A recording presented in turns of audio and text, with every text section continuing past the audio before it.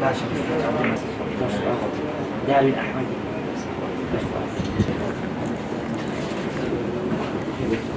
أنا طاقم طبعا خليكي موبايل باقي زين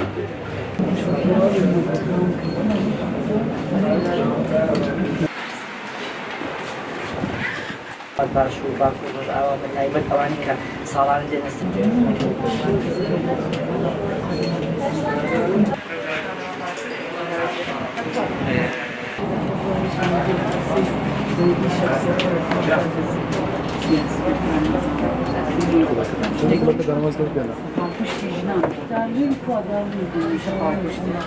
داروین بانگ دکن میری خان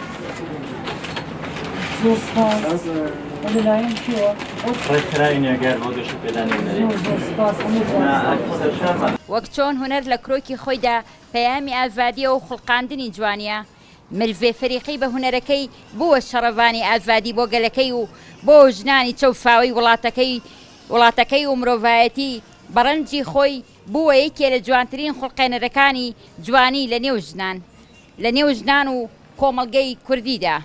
مرڤێ فەریقی فەرتا بە گۆرانی فارسی دەستی پێکرد بەڵام لەبەر ڤڵمی حکومەتی ئێران لە کورد و زمان و ئەدەب و هونەری کوردی وازی لە گۆرانی فارسیە ناو گۆرانەکانی بە کوردی تۆمارکردن و ئەوەیش وەک وەڵامێک بوو لە بەربەر داگیرکەری و فتەم.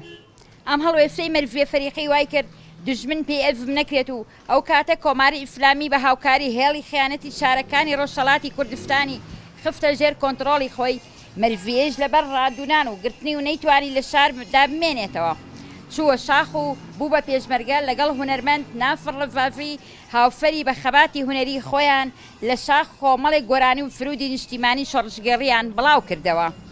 ئیدی مرڤێ ئازادی کرد بە خۆری خۆی و شۆڕش و خەبات لەکوێ بوو بێت مرڤێ لەوێ بووە. مرڤەی فەریقی ژنە شۆڕشگەڕێکی کورد بوو کە سنوورە دەستکردەکانی کوردستانی بەنووکی پێ دەفڕیەوە و لە ڕۆژهەڵاتەوە گەشتە باشوور و بۆ ڕۆژ ئاوا تاک و باکوور. خەمی بووە خەمی هەر تاکێکی کورد و دۆفتی بوو بە دۆفتی هەر تاکێکی کورد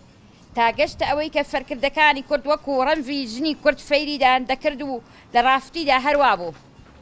مرڤێ فەریقی یەکەم گۆرانی بێژی ژن بووە کە فرودی نیشتیمانی گوتووە و یەکەم گۆرانی بێژی ژنی شەکە گۆرانی بە زاراوەجیاکانی کوردستان هەورامی کورمانجی کەلهۆڕی و فۆزانی وتووە.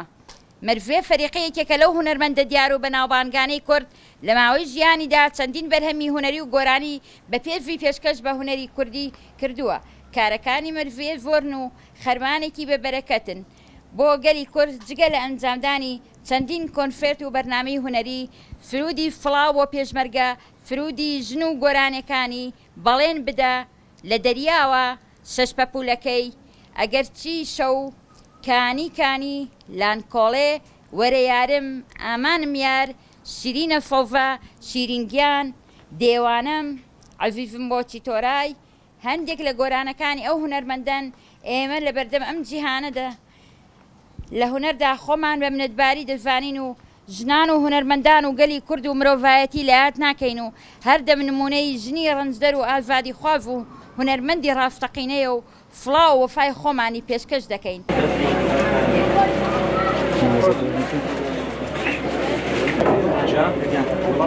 Desafio, a gente aprende a fazer